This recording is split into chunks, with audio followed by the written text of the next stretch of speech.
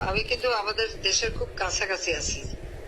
জি আপা, খুব শুনে শান্তি লাগলো আপা। আমি অত অত দূরে নাই, আমি খুব কাছাকাছি আছি, জি আপা। যাতে আমি চট করে ঢুকে পড়তে পারি। না আপা, আপনাকে দেশে আপা এটা ইয়ে করেন, আপনি যখন নির্দেশ দিবেন যে না তানভীর তুমি আমেরিকা থেকে দেশে চলে যাও, দেশে যে ওই কারমাঙ্গিচর ক্যানিগঞ্জের ওইখানে ওই দলীয় নেতৃত্বের গুছাও বা ওইখানে কাজ করো আপা, আপনি বললে সাথে সাথে দৌড় দেবো আপা। ওখানে এখন গেলেই দেবেন একখানা মামলা, শেষে কিছু করতে পারবো না, বরং এখানে বসে এই যে মামলা দিচ্ছে জি আপা। আমার বিরুদ্ধে 113টা মামলা। জি আপা। সব জিনিসগুলি নিয়ে জি। আমার মনে হয় জাতিসংঘ থেকে শুরু করে সবার কাছে এটা বলা দরকার যে এটা কোন ধরনের কথা, যে একটা ফলস মামলা। মানে আমার পরিবারে কেউ বাকি নেই, জি আপা। যারা বিদেশে চাকরি করে জি আপা।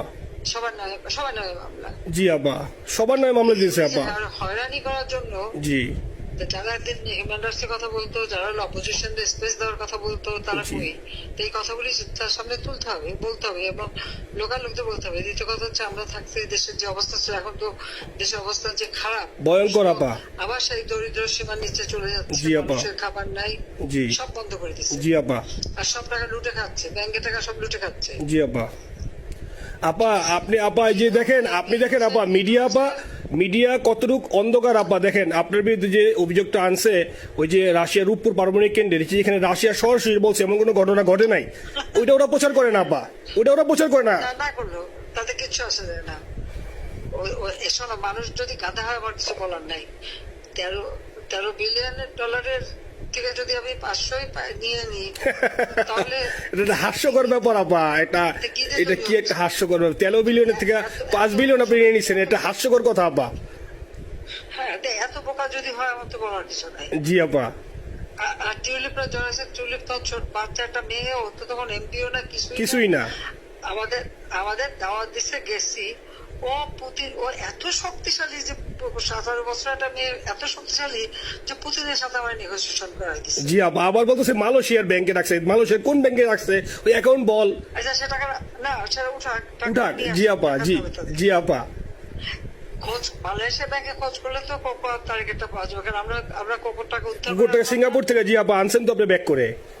হ্যাঁ, তো সেটা বলা উচিত, তোমাদের লেখা উচিত যে কারা মানি লন্ডারিং করে।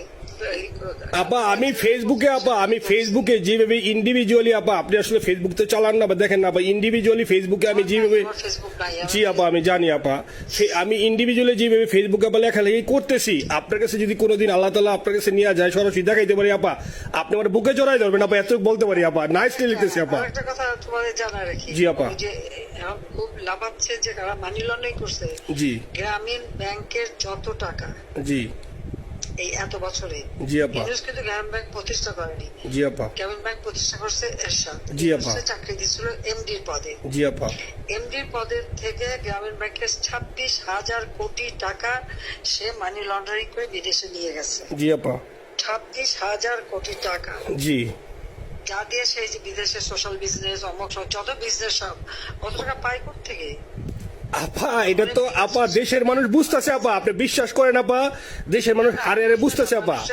না, মানুষের বুঝাই দিতে পারে যে অলিম্পিক মশাল ধরতে কত টাকা সে ডোনেশন দিচ্ছে, ওদের ডোনেশন লিস্ট খুঁজলে পাওয়া যাবে। জি আপা। তবে এবার যে অলিম্পিয়াতে গেল সেখানে কত টাকা ডোনেশন দিয়ে আসছে, জি আপা। ওদের ডোনেশন লিস্ট খুঁজলে কিন্তু নাম পাওয়া যাবে। জি আপা।